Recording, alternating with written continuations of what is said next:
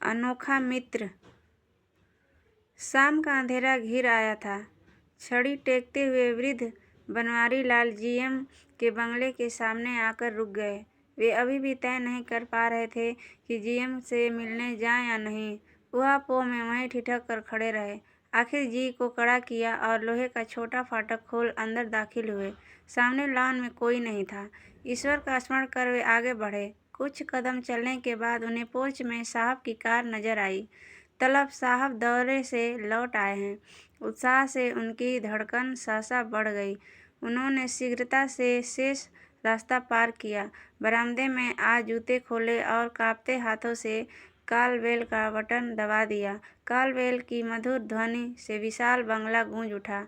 कुछ क्षण पश्चात किसी के निकट आने की पदचाप सुनाई दी। अगले ही पल अर्दली ने द्वार खोल अदब से पूछा, कहिए।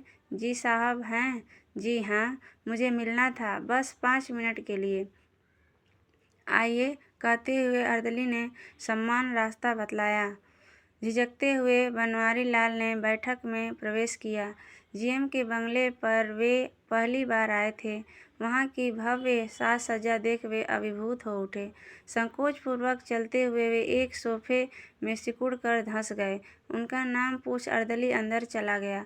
बनवारी लाल अपने में सिमटे बैठक का जायजा लेने लगे। सामने कलात्मक शोकेस में गणेश जी की भव्य प्रतिमा विराजमान थी। उन्हें निहारते हुए बनवारी लाल मन ही मन बातचीत की योजना बनाने लगे। 3-4 मिनट बाद अर्दली वापस आया। उनके हाथ में शरबत की ट्रे थी। आदरपूर्वक शरबत पेश कर उसने विनम्रतापूर्वक कहा, साहब तैयार हो रहे हैं, 5-7 मिनट लगेंगे, कृपया तब तक इंतजार कीजिए, और वापस अंदर चला गया। बनवारी लाल संकोचपूर्वक शरबत की चुस्की लेने लगे। लगभग 5 मिनट पश्चात साहब आए। बनवारी लाल तत्क्षण अदब से खड़े हो गए। प्रणाम साहब। अरे वाह! उन्हें देखते ही अभिवादन का सम्मान प्रत्युत्तर दे साहब खिल उठे। कब पधारे आप? जी आज ही। और सब ठीक है? साहब ने उन्हें अपने साथ बैठा लिया। रिटायर होने के बाद शायद पहली बार मिल रहे हैं आप? जी हाँ। साहब की आत्मीयता से बनवारी लाल अभिभूत हो उठे। कितना समय हो गया होगा आपको रिटायर हुए? मेरा ख्याल है साल भर। जी हाँ, 1 वर्ष और 2 माह। समय कैसे बीत गया पता ही नहीं चला। साहब ने घनिष्ठता से उनके कंधे पर हाथ रखा। स्वास्थ्य वगैरह सब अच्छा है ना? जी हाँ। और सुनाइए। साहब के होठों पर स्निग्ध मुस्कान उभर आई। कैसी चल रही है रिटायर लाइफ? बनवारी लाल के हृदय की धड़कनें सहसा बढ़ गई। उन्हें लगा यही माकूल क्षण है साहब से शिकायत करने का। उन्होंने हाथ जोड़ याचनापूर्ण नजरें साहब के चेहरे पर गड़ा दी।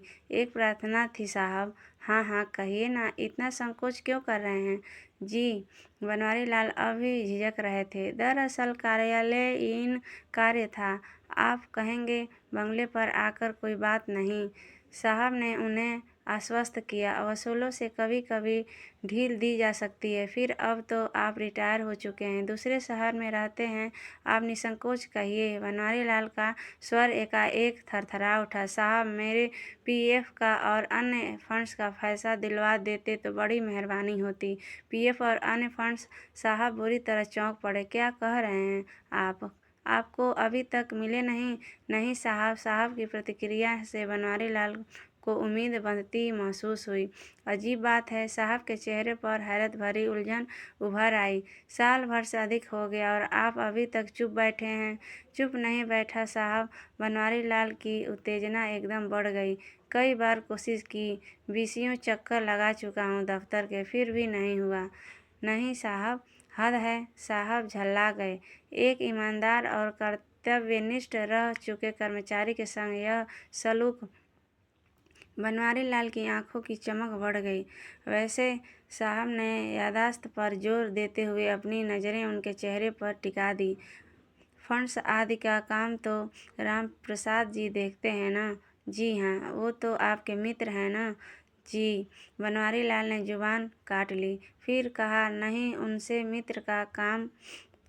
काहे की मित्रता साहब? बनवारी लाल के कलेजे से ठंडी आ निकल गई। दफ्तर छूटा, मित्रता भी टूट गई। चक्कर पर चक्कर लगवाए जा रहे हैं। मैं समझा नहीं। किस बात के चक्कर? अरे फिजूल में ही। बनवारी लाल का स्वर कांप उठा। कभी यह जानकारी छूट गई, कभी यह एंट्री गलत कर दी। आपने कहा नहीं, एक बार में सब तफसीर से बतला दें। कहा था झल्ला जाते हैं, सब लिखा तो है फार्म में। हैरत से साहब स्तब्ध हो गए। उन्हीं की कंपनी में, उन्हीं की नाक के नीचे इतनी लाफी ताशाही, उनके जबड़े फंस गए। बनवारी लाल के दिल की धड़कनें बढ़ गईं। कुछ क्षण के मौन के बाद साहब ने सहानुभूतिपूर्वक उन्हें निहारा। मुझे बेहद खेद है बनवारी लाल जी, कंपनी के इतने पुराने और ईमानदार मुलाजिम होने के बावजूद आपको परेशानियां उठानी पड़ी। आप एक बार भी मुझसे मिल लेते। आप इतना व्यस्त रहते हैं, महीने में 25-26 दिन अन्य ब्रांचों के दौरे। इत्तेफाक से आज आप यहीं थे। खैर, जो हुआ सो हुआ। मृदुल मुस्कान बिखेर साहब ने उन्हें आश्वस्त किया। अब आप रत्ती भर चिंता न करें, कल आपका काम निश्चित रूप से हो जाएगा। सच साहब? आह्लाद से बनवारी लाल का गला हठात सध गया। कृतज्ञतापूर्वक उन्होंने हाथ जोड़ लिए। बहुत बहुत मेहरबानी होगी साहब आपकी। मेरा दिल ही जानता है कितनी परेशानी होती है मुझे बार बार गांव से यहाँ आने में। गांव से आने में? साहब एकदम चौंके। मैं समझा नहीं, कौन से गांव से आने में? आप तो शायद रायपुर रहने लगे हैं ना, अपने बड़े बेटे के पास। जी। बनवारी लाल सहसा संकोच में पड़ गए। फिर ये गांव? बनवारी लाल अटकने लगे। जी, वो 40-45 किलोमीटर पर एक ग्रामांचल है, जीरापुर से 9 किलोमीटर अंदर। हाँ हाँ, सुना तो है। नदी किनारे कोई पुरानी गढ़ी है? जी हाँ, वहाँ खेती है, छोटी सी, 6.5 बीघा की। अच्छा, उसे बटाई पर देने आए होंगे अभी रायपुर से? जी। बनवारी लाल संकोच से वहीं सोफे में धंस गए। आजकल मैं वहीं रहता हूँ। वहाँ? साहब की आंखें आश्चर्य से फैल गई। उस सुविधाहीन गांव में? बनवारी लाल सिर झुकाए अपने में और सिमट गए। मेरा ख्याल है शायद बसें भी नहीं जाती वहाँ। 3-4 किलोमीटर पैदल जाना होता है। हाँ, मैं। बनवारी लाल ने सिर हिला दिया। फिर ऐसे सुविधाहीन गांव में रहने की क्या सूझी आपको? रायपुर में मन नहीं लगा आपका? जवाब देने की बजाय बनवारी लाल सिर झुकाए बैठे रहे। उनकी आंखों की कोरों पर आंसू चमकने लगे। साहब गहरी नज़रों से अब भी उन्हें भांप रहे थे। उन्होंने भेदते स्वरों में उनके दिल को कुरेदा। आपने जवाब नहीं दिया बनवारी लाल जी। रायपुर में मन नहीं लगा क्या आपका? भला क्या जवाब देते बनवारी लाल? क्या अपने घर का दुखड़ा रो देते साहब के सामने, और वह भी अपनी औलाद के विरुद्ध? होठ भींचे सिर झुकाए बैठे रहे। साहब की उत्सुकता बढ़ती जा रही थी। उन्होंने बालकों के से कौतूहल से पूछा, आपके 2 पुत्र और हैं ना, जबलपुर और इटारसी में? हाँ, मैं। बनवारी लाल ने हौले से सिर हिला दिया। वे भी शायद अच्छे ओहदों पर हैं, खुद के बंगले हैं। उनके यहाँ गए थे? जी। फटी धौकनी सी उनके गले में आवाज़ निकली। फिर वहाँ भी नहीं रहते ऐसी कमज़ोर वृद्धावस्था में? आपकी पत्नी को तो गठिया है ना? बनवारी लाल का हृदय फट पड़ने की सीमा तक भर आया। अपने मन का सैलाब रोकना उनके लिए दुश्वार हो गया। आखिर क्या मजाल मिल रहा है साहब को मेरा जख्म कुरेद कर? साहब भी उन्हें उन लोगों सरीखे हल्के लगने लगे जिन्हें दूसरों की ढकी उखाड़ने में मज़ा आता है। मन तो हुआ साहब का बंगला तुरंत छोड़ दें, मगर बनता काम बिगड़ जाने की आशंका थी, इसलिए मन महसूस कर सिर झुकाए चुपचाप बैठे रहे। साहब आज कुछ विचित्र मूड में थे।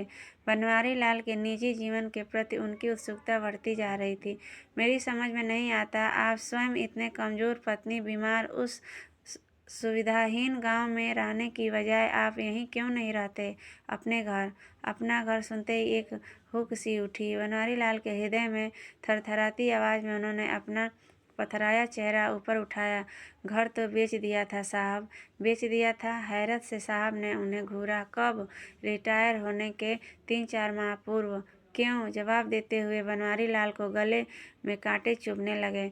तीनों बेटे बहू जोर देने लगे कि रिटायर होने के बाद तो हम पति पत्नी को उन लोगों के पास ही रहना होगा। यहाँ इतनी दूर सूने मकान की देखभाल कौन करेगा? किराए पर देने में भी खतरे हैं, और आपने घर बेच दिया? जी। पछतावे के सूल से वे कराह उठे। आज वे उस पल को कोसते रहते हैं जब तीनों बेटे बहुओं के बहकावे में आकर उन्होंने अपना घर बेच दिया था। काश न बेचा होता। शहर में रहने का ठौर तो रहता, भले ही छोटा सा घर था। कहने को तो रहता कि अपने स्वयं के घर में रह रहे हैं। सैकड़ों सूल खच-खच कर उनके हृदय में चुभने लगे। कितनी भारी गलती कर बैठे थे वे। लोग तो जिंदगी भर पैसा पैसा जोड़कर बुढ़ापे के नीड़ का इंतजाम करते हैं, और उन्होंने बना बनाया अपना नीड़ बेच दिया और पैसा बांट भी दिया तीनों में बराबर। ऐसा क्यों कर दिया आपने? तरस खाते हुए साहब बुरी तरह कलप उठे। कम से कम पैसा तो अपने पास रखना था। अब साहब जी याद करते हुए बनवारी का हृदय हाहाकार कर उठा। मैंने सोचा पैसा कहाँ छाती पर बांध कर ले जाना है। मरने के बाद तो तीनों का ही है, मरने के बाद न। और जीते जी? साहब की आत्मा भी बुरी तरह तड़प उठी। बनवारी लाल जी, सूरज भी सांझ को जब अस्ताचल हो जाता है तो चंद्रमा के पास अपनी रोशनी संजो कर रखता है रात के सहारे के लिए, और आपने कुछ भी नहीं रखा। अपने पास बांट दिया सब। कम से कम अपनी वृद्धा बीमार पत्नी का तो ख्याल किया होता। पूरी मुट्ठी खोल दी। बनवारी लाल को अब और जज्ब करना दुश्वार हो गया। इतने दिनों का दर्द जो अंदर ही अंदर रोक रखा था, साहब के सहानुभूतिपूर्ण रुख का स्पर्श पाते ही लावा बनकर फूट पड़ा। हाथों में मुंह छुपावे फपक फपक कर रो पड़े, एक नन्हे से बच्चे की तरह। दुनिया की भीड़ में लुट चुके एक नादान, अनाथ, असहाय बच्चे की तरह उनका करुण रुदन रोके ही नहीं रुक रहा था। कुछ नहीं बचा साहब मेरे पास, कुछ भी नहीं। ले देकर बस ये मांचल वाली जमीन है। दाम काम रहे थे उस वक्त भगवान ने कुछ ऐसी बुद्धि दे दी कि बेची नहीं। लड़कों को भी जानकारी नहीं दी उसकी, वरना साहब स्तब्ध सुनते रहे। बनवारी लाल सोफे से उतर गिड़गिड़ाने लगे। मेरे फंड्स के पैसे दिलवा दो साहब, बड़ी मेहरबानी होगी। बार बार मेरे बूते का नहीं रहा किराया लगाकर आना। 1 रुपया खर्च करना भी बहुत सोचना पड़ता है साहब मुझे। साहब को अब और सुनना दुश्वार हो गया। पिता के उम्र का एक वृद्ध इंसान उनके सामने इस तरह। उन्होंने खींचकर वृद्ध बनवारी लाल की किस काया को अपने बाहुपाश में जकड़ लिया। भावातिरेक में उनसे बोला नहीं जा रहा था। किसी तरह दिल पर काबू पा उन्होंने संदेह कंठ बनवारी लाल को आश्वस्त किया। अब आप रत्ती भर चिंता न करें बनवारी लाल जी, आपका काम हो गया समझो। ब्याज समेत एक एक पैसा आपको मिल जाएगा। सच साहब, कृतज्ञता से बनवारी लाल की सुनी आंखें चमक उठी। हाँ, मैं सिर हिलाते हुए साहब आत्मीयता से मुस्कुरा दिए। अब तो खुश। आदित्य बनवारी लाल ने उनके हाथों में को अपनी सजल आंखों से लगा लिया। अच्छा बनवारी लाल जी, उनकी पीठ थपथपा साहब ने उनके मन को खंगाला। फंड्स का पैसा मिलने के बाद आपकी योजना है? बस ये पैसे मिल जाएं, बैंक से एफडी कर दूंगा, फिर ब्याज से, और रहेंगे कहाँ? मांचल वाली जमीन बेचकर यही शहर में छोटा सा घर ले लूँगा। रायपुर या अन्य बेटों के पास नहीं जाएंगे? कटुता और नैराश्य से उनके होठ फड़फड़ा कर रह गए। साहब उनके चेहरे पर आते भावों को भांपते रहे। कुछ क्षणों के मौन के बाद उन्होंने गहरे स्वरों में पूछा, बनवारी लाल जी, क्या आपको मालूम है आपके फंड्स के काम में अड़ंगे कौन डाल रहा था? किसकी हरकत होगी यह? जाने दो साहब, मेरा काम बन गया। अब मेरे मन में कोई कटुता नहीं। फिर भी कौन होगा वह अड़ंगेबाज? है तो वही जो कभी मेरे मित्र राम। नहीं बनवारी लाल जी, वे नहीं, मैं स्वयं आपका जीएम। हैरत से बनवारी लाल की आंखें फैल गई। अविश्वास से वे साहब को देखते रहे। हाँ बनवारी लाल जी, मेरे ही कहने पर राम प्रसाद जी टाल मटोल कर रहे थे। बनवारी लाल को अब भी विश्वास नहीं हो रहा था। साहब बेहद गंभीर थे। आपकी रिटायरमेंट के महीने भर पूर्व राम प्रसाद जी मेरे पास आए थे और उन्होंने ही ऐसा करने के लिए मुझसे अनुरोध किया था। मगर क्यों? बनवारी लाल जी साहब की आवाज़ भारी हो गई। आपकी आंखों पर ममता की पट्टी बंधी थी। आप कुछ देख नहीं पा रहे थे, मगर राम प्रसाद जी ने सब भांप लिया था। क्या आपके बेटी बहुओं में से एक भी आपकी सेवा नहीं करने वाला? सबके सब अपने अपने हिस्से पर नजरें गड़ाए थे। बनवारी लाल की आंखें आश्चर्य से फैल गई। साहब एक एक शब्द तौलते हुए गहराई से उन्हें घूर रहे थे। बनवारी लाल जी, यदि फंड्स के ये पैसे भी राम प्रसाद जी रिटायरमेंट के दिन ही दिलवा देते तो बनवारी लाल का कलेजा मुंह को आ गया। वे तो इनका बंटवारा भी तीनों में। फिर आज क्या करते आप सोचकर ही बनवारी लाल भीतर तक दहल उठे। क्या हालत होती उनकी आज। उनके नेत्र पुनः छलछला आए। वे व्यर्थ ही अपने मित्र को दोष देते रहे, मगर उसने तो उनका दिल अपने मित्र से मिलने को तड़प उठा। वे जानने के लिए तत्क्षण उठे, तभी उन्होंने देखा राम प्रसाद ठीक उनके पीछे खड़े हैं। राम प्रसाद कहते हुए वे उनके गले लग फूट फूट कर रो पड़े। दोस्ती का फर्ज कैसे अनोखे अंदाज में निभाया था इस निर्मोही ने। कहानी अच्छी लगी हो तो इसे लाइक करके ज़्यादा से ज़्यादा शेयर करें।